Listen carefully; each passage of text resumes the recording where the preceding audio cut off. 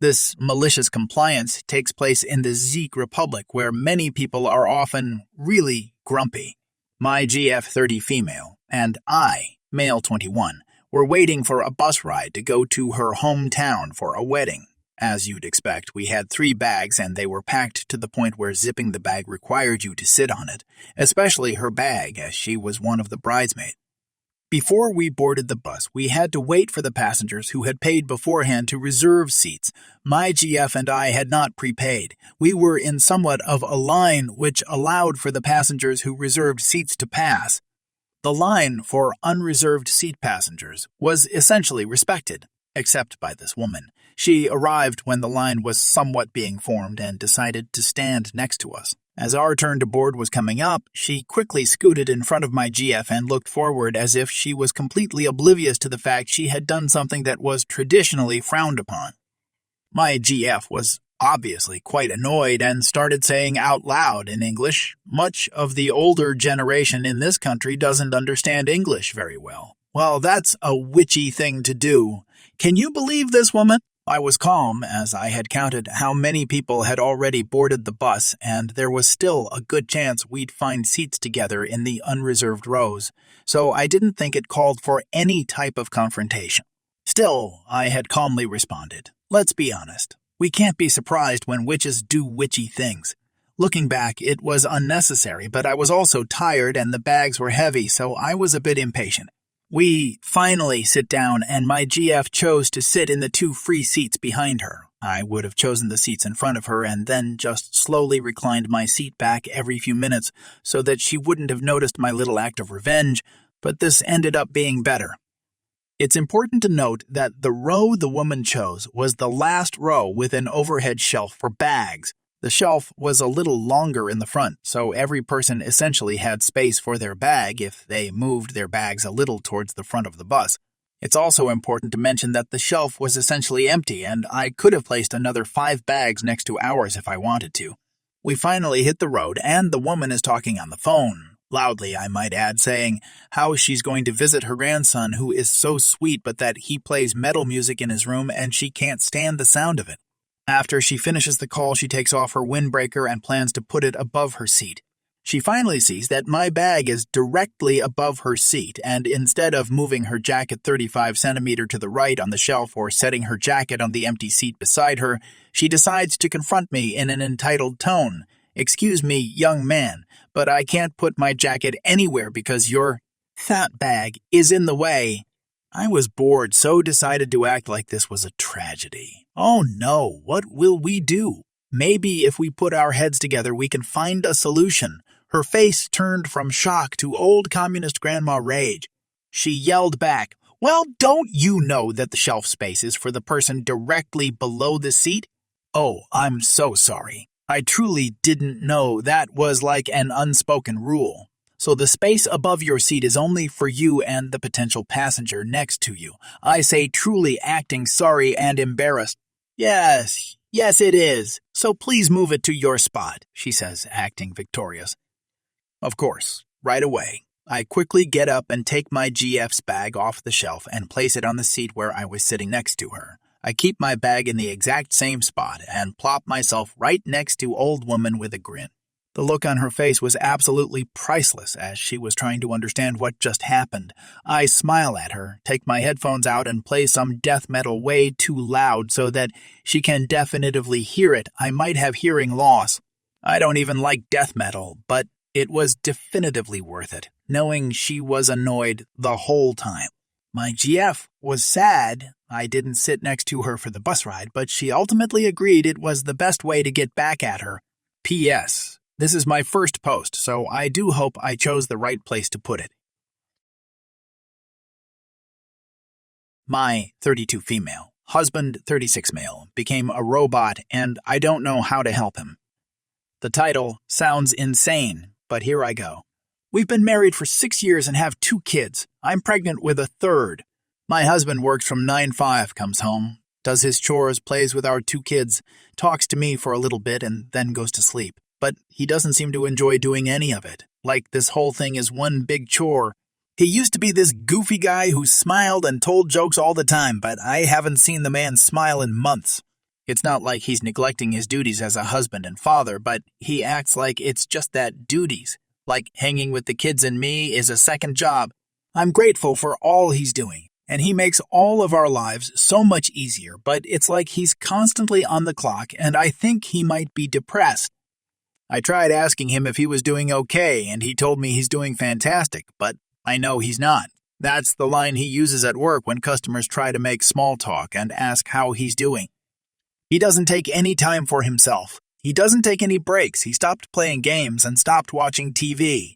He just does what I feel he thinks needs to be done, and I don't know how to help him out.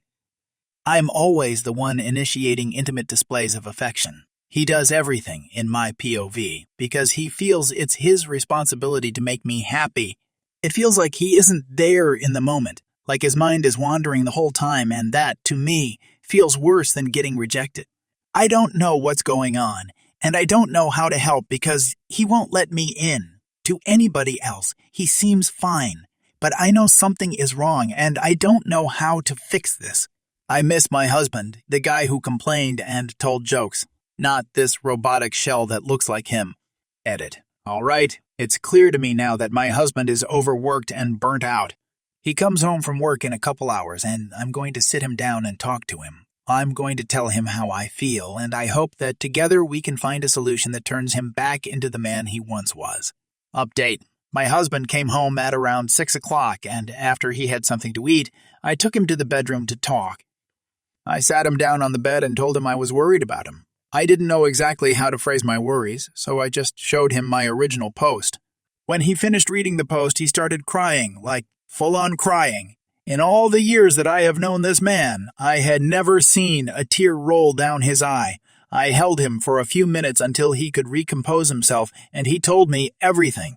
He told me that the world was in a bad place right now, and that we're bringing a child into a stressful time. He said when I became pregnant, he felt he had to step up. He needed to take care of things because it was his responsibility.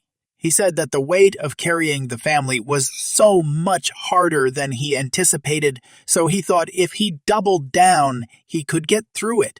But the more he tried, the darker the tunnel got, and eventually he couldn't see an end. He said that he feels like he's constantly drowning, and the only breath of fresh air is on the car ride between home and work.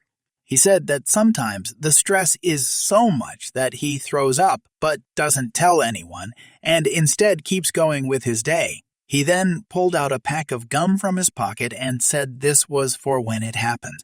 I asked him why he couldn't tell me any of this, and he said he didn't want to burden me with the truth. He said that he thought if he told me everything, that I would stop seeing him as a protector and provider, and that I would inevitably stop loving him. Hearing him say that brought tears to my eyes because I didn't know where he got the notion I would feel that way. I asked him if he wanted to quit his job, but surprisingly, he said the job doesn't bother him. He said the work in itself was fine. It's just now he feels an added weight to provide because not only was he fortunate enough to keep his job in the pandemic, but we also had a kid on the way.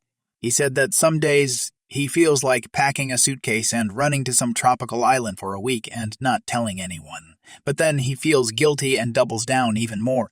I told him that maybe he should go on a trip. I said that he deserved a break, and maybe if he did exactly that, he'd feel better. He tried to protest, but I insisted. In the end, said that he'll only go if we go together, like a romantic getaway between spouses. Once things start to clear up and before the baby is due, he wants to take a week off from work, drop the kids off at Grandma's house, and have us go on a vacation. Just the two of us, like we used to when we first got married.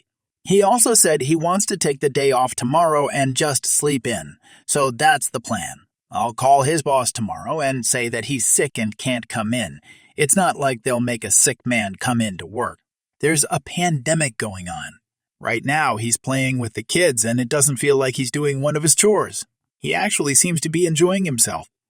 For the first time in months, I don't see the robot. I see my husband. Edit. I want to thank you all for the support. I appreciate all of you. I want to clarify some things. First things first. My husband says hi. I wanted to clarify about the chores people are talking about. I want to say that I know as a stay-at-home mom, the bulk of chores goes to me. I cook and clean and do laundry because I know it's my responsibility. My husband's only chores are doing dishes, vacuuming every 3 days, and a few other house maintenance stuff. I did in fact call in sick for my husband, but I made sure that I said he had a migraine. I saw on Google that it wasn't a symptom of COVID if it was an isolated symptom. His boss was okay with it and said he can come back whenever he feels better. The pregnancy wasn't an accident. We both did want to have 3 kids because we were both raised in 3-kid families. We actively tried for the first 2, but for baby number 3, it was kind of, if it happens kind of thing. We're both happy with the amount of kids we'll have and are hopefully done. We are not considering abortion nor adoption. We realize that a 1-week vacation isn't enough to get rid of his stress and are both trying to come up with a solution that alleviates his stress in a more sustainable way. Right now, we're thinking about setting up an hour or 2 a day that's daddy's time. No kids, no me, no work, just for him to relax. Several years ago, I worked in a group home helping people with mental illnesses. During the day, we had 2-3 staff working at a time.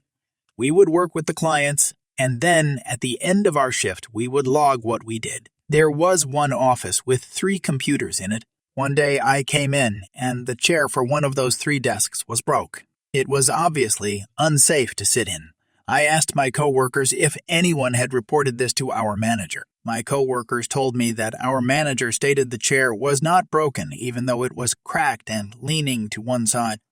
I thought this was so ridiculous. I took a picture of the chair and sent it to my friends, and we all got a good laugh about the definitely not broken chair. The next day, I came into work and everything was fine, until it was time to log everything in the computer. There were 3 of us, and now with only 2 usable desks, we had to take turns doing notes while the other just stay there. Our manager came in and asked why one of us was just sitting there. We pointed out that the chair was unsafe and we could not use the desk without it. Side note, just before I was hired to work here, I had a serious medical problem in which for 9 months I was unable to eat solid food and had lose so much weight I was only 80 pounds. My recommended weight is 140 pounds for my body type. I was getting better and my manager and coworker were completely unaware that this was the reason for my weight. My boss insisted that the chair could be used. He then told my 2 other coworkers that they were too fat and that's why the chair broke. He stated that he wasn't going to buy any new office furniture until everyone in the office had lost weight because we were costing the company money by damaging the furniture. He explained that I was a health weight. I most certainly was not, and everyone should be more like me. To prove that this chair was safe and obesity was the problem, my boss asked me to demonstrate to my coworkers how an ideal employee can use this chair. My boss was expecting to sit in the chair carefully and cautiously since it really was broken. But I wouldn't be here if that's what happened.